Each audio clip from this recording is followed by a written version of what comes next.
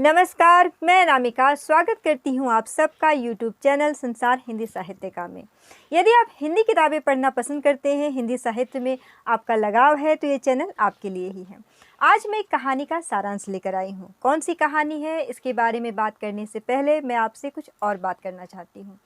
मैं आपके लिए अगले कुछ दिनों तक, अगले कुछ सप्ताह तक प्रेमचंद द्वारा लिखी कहानियों का सारांश लेकर आऊँगी। कुछ लोगों को मुझसे ये शिकायत थी कि मैं कहानी अधूरी सुनाती हूँ, पूरी नहीं सुनाती हूँ।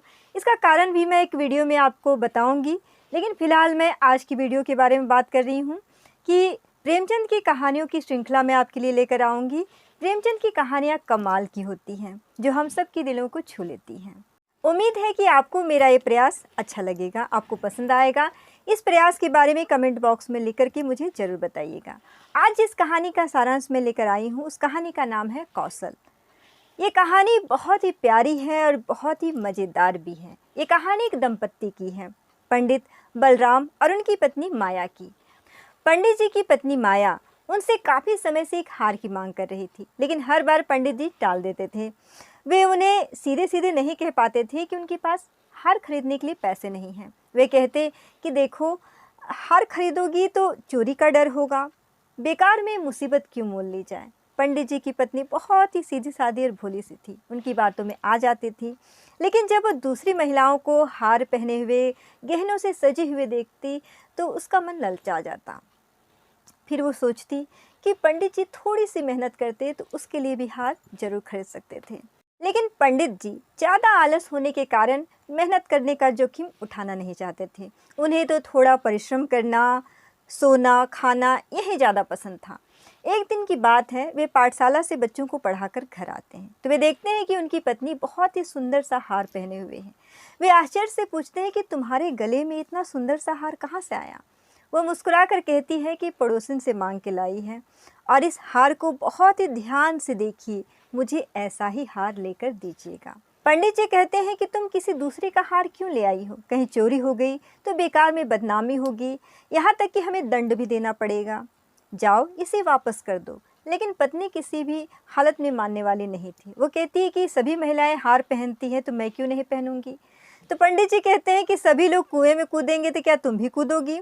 देखो, अगले साल हो सकता है हार की कीमत कम हो जाएगा, तो बेकार में हम अपना पैसा क्यों बर्बाद करें। इस हार को तुम वापस ले जाओ। और ये कह करके वे चले जाते हैं। रात के समय माया देवी के घर में एक चोर घुस आता है। वो जोर से चिल्लाती है। वो कहती है कि उसने एक परछाई को देखा है। पंडित जी को पक्का यकीन हो जाता है कि जरूर ये कोई चोर ही होगा। वो अपनी पत्नी से कहता है कि जल्दी से लालटेन और छड़ी ले आओ, लेकिन वो इतनी डर गई थी कि वे कहती है कि मैं डर के मारे हिल भी नहीं पा रही हूँ। उसका शोर सुनकर के पड़ोसी भी आ जाते हैं। वे कहते हैं कि क्या कोई चोरी हुई है, कोई चोर घुस आया है।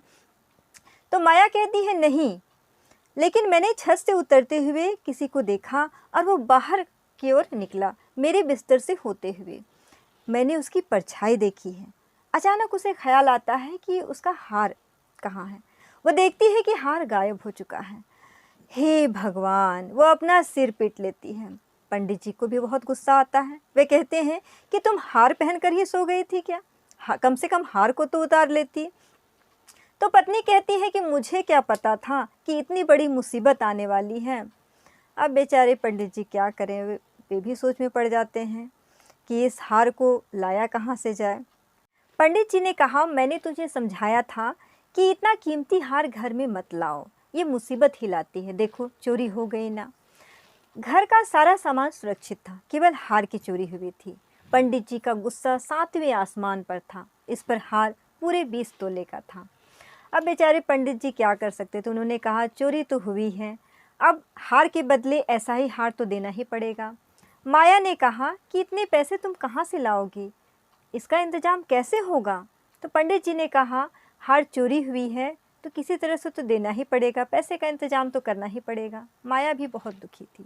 पंडित जी उसे सांत्वना देते हैं कि चिंता मत करो, कुछ न कुछ हो ही जाएगा। पड़ोसन से कह देना कि जल्दी ही उसका हार वापस मिल जाएगा।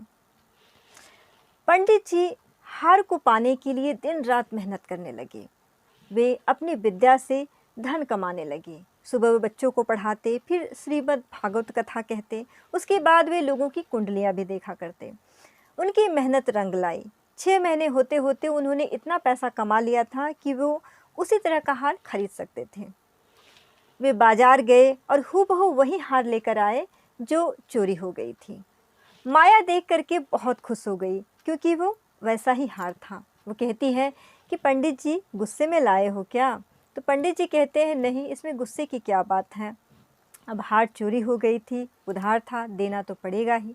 तो माया कहती है, ना उधार तो नहीं है। तो पंडित जी कहते हैं, उधार न सही, बदला तो है, चुकाना तो होगा ही, लो ये हार और उन्हें वापस कर दो। तो माया कहती है, नहीं, ये तो उधार भी नहीं है। अब पंडित जी को बहुत गुस्सा आता है। वो कहते हैं, ना बदला है ना उधार है, तो तुम ही बताओ ये क्या है? तो माया मुस्कुरा कर कहती है, ये आपकी तरफ से दिया गया मेरे लिए तोहफा और निशानी है। उस दिन कोई भी हार चोरी नहीं हुई थी, मैंने तो बस यूं ही शोर मचा लिया था।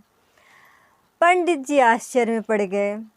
हैरान होकर पंडित जी ने कहा, क्या सच में? तो उनकी पत्नी ने कहा, हाँ सच।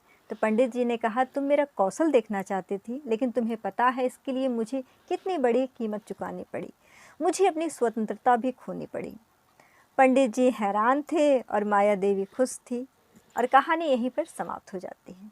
लेकिन ये कहानी हमें बहुत बड़ी सीख देती है। सबसे पहली सीख देती है कि इंसान पर जब जिम्मेदारी पड़ती है तो वो असंभव कार्य को भी संभव बना देता है। जिस हार के लिए पंडित जी बार बार बहाने बनाया करते थे, जब उनके ऊपर जिम्मेदारी पड़ी तो वही हार वो 6 महीने में खरीद लिए। दूसरी सीख ये भी मिलती है कि कई बार आलस के कारण हम अपनी इच्छाओं को भी मार देते हैं, जैसे पंडित जी अपनी पत्नी की इच्छाओं को मार रहे थे। तो प्रेमचंद की कहानी की सबसे बड़ी खूबी तो यही है कि वे कोई न कोई सीख जरूर देते हैं, और साथ ही बहुत ही मज़ेदार भी होती है। उम्मीद है ये कहानी आपको भी बहुत पसंद आई होगी, और मेरा ये प्रयास कैसा लगा मुझे कमेंट बॉक्स में लिख करके ज़रूर बताइएगा। इधर कुछ दिनों तक मेरे वीडियो अपलोड नहीं हो पा रहे थे, लेकिन अब मेरा प्रयास रहेगा कि हर सप्ताह मैं अपना एक वीडियो अपलोड कर सकूं और आपको हिंदी साहित्य से जोड़े रख सकूं। तो आज का ये वीडियो अगर आपको अच्छा लगा तो इसे लाइक कीजिएगा, दोस्तों के भी शेयर कीजिएगा, और अभी भी सब्सक्राइब नहीं किया है तो प्लीज़ सब्सक्राइब कर लीजिएगा, बेल आइकन को प्रेस कर दीजिएगा ताकि मेरे वीडियो का नोटिफिकेशन मिलता रहे। मिलते हैं अगले वीडियो में एक नई कहानी के साथ। तब तक किताबें पढ़ते रहिए, किताबों से जुड़े रहिए।